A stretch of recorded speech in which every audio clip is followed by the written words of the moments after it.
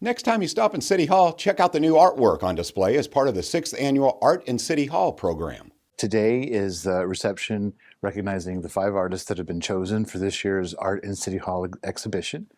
It runs for a year. It's all just been newly installed. And this is the 6th annual exhibition, but this is the 2nd year that Louisville Visual Art has been a partner with the Metro Council in this. Well, we put a call out and accept submissions from artists. I think we had something between 50 and 60 artists had submitted work this year. The artists are allowed to submit a number of pieces, and then we ask council members if they will participate in selecting the artists. Once the artists are selected, then I decide which of the works that they've put before us we're going to bring in to put into the halls. This year we worked with Brian Powell, Betsy Rui, Jennifer Chappell, Stephen Haig, and Darren Horner. And this year's artists are Brian Bailey, Adam Barmore, Barry Motes, Humberto Lahera, and Uhma Janus. I want to thank each of you for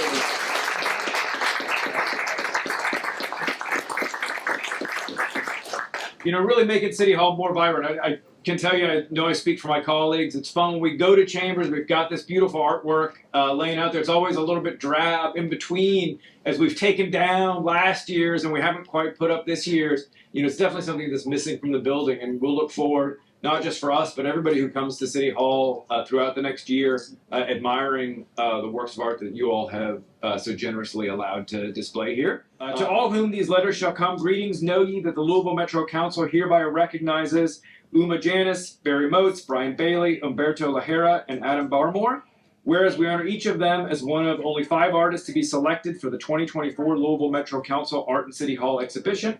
And whereas we celebrate their artistic achievement and thank them for sharing their artwork with the Louisville Metro Council, and whereas their passion and work shall inspire us as we strive to conduct the work of the people, these privileges and responsibilities thereunto appertaining and testimony whereof, we have caused these letters to be made, and hereby confer this honor with all the rights and official seal of the Louisville Metro government hereunto affixed, done in the Commonwealth of Kentucky on this 15th day of February 2024, Marcus Winkler, Metro Council President. So thank you all very much. I paint what I call a minimalistic style. I'm really drawn to shapes and lines. A lot of my stuff here is from Louisville. I was born and raised here in Louisville, so I'm really drawn to things. I used to travel a lot, and then I just thought there's so much stuff in Louisville that I want to capture as well. So I start out when I look at a subject, I draw it. I try to just get the really basic lines, and then as I'm doing it, I kind of erase the lines, so the lines are broken a lot, but I really try to just focus on the minimal lines to give the basic shape. I like to think when I erase the lines, it makes everything kind of connected. So the boundaries kind of blur and everything's kind of connected. But that's my basic style.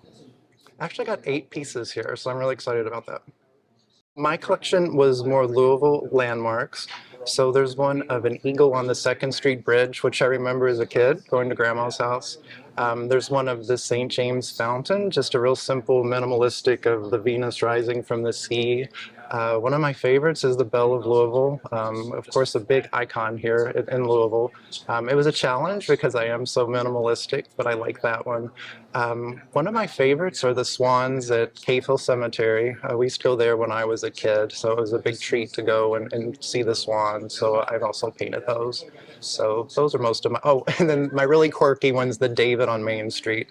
Only in Louisville would you get a big styrofoam David that's gold leaf, so I was really challenged to paint that. So that's one of my favorites too. Mainly just, I'm a landscape artist, so there's going to be quite a few like local scenes, as well as, I mean, there's a couple of like Tennessee scenes, like maybe interspersed in between. But I mainly just work from just photographs that I've taken. I think I have about 8 that are on display. There's one in particular that kind of looks like a wild kind of field. It's called Where the Wild Things Grow, and it was from Barron County. There's another piece, a bigger piece, it's called Cades Cove. That one is from Tennessee, from the Smoky Mountain area. And it shows kind of like a worn, kind of rutted road, kind of headed back to this little tiny cabin. I've been a teacher. I'm an art professor at Jefferson Community and Technical College. I've been there more than 30 years. And when I'm not teaching, I'm painting or making some kind of artwork. I've got 7 paintings here.